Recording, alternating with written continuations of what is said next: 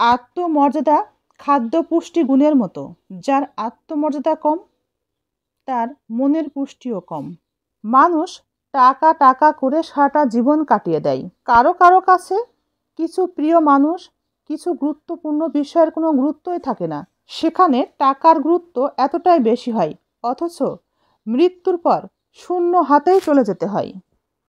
যদি কেউ আমাদেরকে গুরুত্ব দেয়, তবে সে নিজে থেকে যোগাযোগ করবে। তাই নিজে যেটা করেন সেটাতে সেরা হওয়ার চেষ্টা করুন। কেউ কষ্ট এবং পরিশ্রম দেখে না, দেখবে আপনার সফলতা। যখন আমরা কারো অবহেলা করি, কারো অপমান করি, কখনোই ভাবি না, কিন্তু যখন কারো অবহেলা করবেন, অপমান করবেন, একটু ভেবেচিন্তেই করবেন।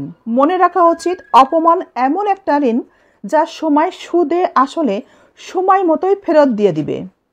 জীবনে কোনোভাবেই কোনো বিষয়ে ভেঙে পড়া যাবে না। জীবনে মানুষ আসবে এবং যাবে, আসা যাওয়ার মধ্যে থাকা মানুষগুলোকে প্রশ্রয় দেওয়া যাবে না।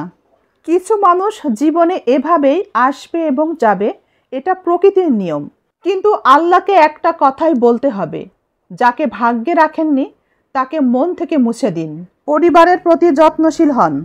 পরিবারকে অবহেলা করে, পরিবারকে ভালো না বেসে আপনি যতটুকু আগাবেন, ঠিক ততটুকুই পরবর্তীতে পিছাবেন। পরিবারের উন্নতি সহ আপনার সার্বিক উন্নয়নে সবার আগে পরিবারের প্রতি যত্নশীল হন।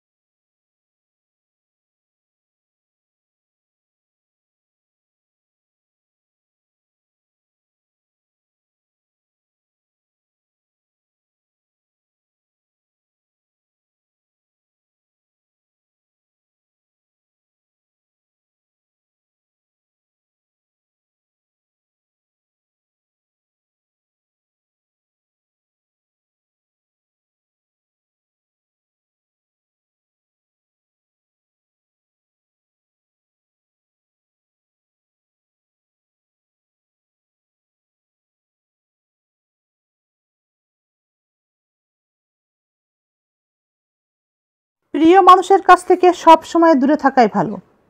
কারণ কি জানেন, আপনাকে যার ভালো লাগে, আপনি যাকে ভালোবাসেন, আপনি যাকে পছন্দ করেন, তার সব কিছুই আপনার কাছে ভালো লাগতেই পারে।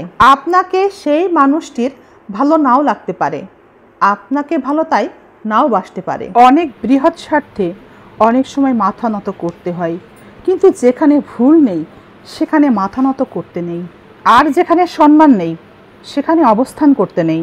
সেটা বন্ধুই হোক অথবা ভালোবাসাই হোক।